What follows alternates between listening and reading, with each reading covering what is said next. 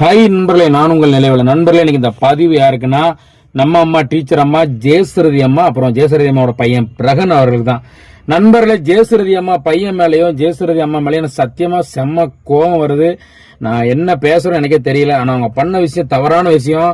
ஆனா இந்த விஷயத்த பேசுறதுக்கு எனக்கு உரிமை இருக்குன்னு கேட்டா கண்டிப்பா அவங்க சோசியல் மீடியால இப்படி ஒரு காரியம் பண்ணாம இருந்திருந்தா நான் கேட்டிருக்க மாட்டேன். சோசியல் மீடியாக்குள்ள என்னைக்கு அவங்க இந்த விஷயத்த காமிச்சு பண்ணாங்களோ கண்டிப்பா எனக்கு 100% அதை பத்தி பேசுறதுக்கு எனக்கு முழு உரிமை இருக்கு, கருத்து சுதந்திரம் இருக்கு. எதை பத்தி பேச போறது இந்த வீடியோ ஃபுல்லா பார்க்கலாம் வாங்க. நண்பர்களே, நம்ம ஜெயஸ்ரதி அம்மாவோட பையன் பிரகன் இருக்கார்ல, இப்ப அவங்களுக்கு 2ஆவதா ஒரு குழந்தை பையன் பிறந்திருக்கான். சரியா, நம்ம எல்லாம் குழந்தை பிறந்தா என்ன செய்வோம், அந்த குழந்தையோட முகத்தை எப்படியும் ஒரு மாச காலத்துக்கு, சரியா, எப்படியும் ஒரு மாச காலத்துக்கு இல்லைன்னா 3 மாசம் கழிச்சு அந்த குழந்தை முகத்தை நம்ம காமிப்போம்.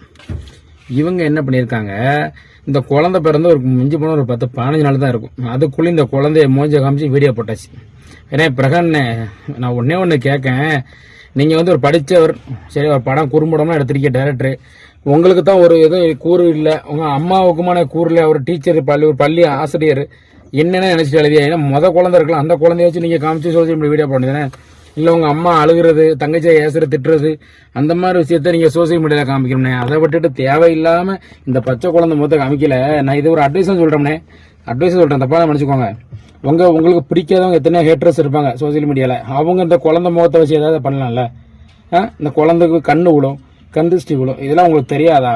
நீங்க குடும்பஸ்தன் ஆயிட்டீங்க. இப்படி இருக்க சூழ்நிலையில இந்த குழந்தைய இப்படி 10-15 நாள் 20 நாள் இந்த குழந்தை முகத்தை காமிச்சா எவ்வளவு பெரிய ஒரு கண்ணு திருஷ்டி விழும் தவறு. ஏதோ நான் சொல்ல வேண்டிய என்னோட கடமைக்கு நான் சொல்லிட்டேன். ஆக நீங்க இப்படிதான் நான் பண்ணுவேன்னு அது உங்களோட இஷ்டம்னே. எனது உங்க குழந்தை, உங்க அம்மாவுக்கு அது பேரன். அதனால நீங்க நல்லா இருந்தா உங்களுக்கு தான் நல்லது, எங்களுக்கு நல்லது இல்லை. நீங்க நல்லா இருந்தா உங்களுக்கு தான் நல்லது.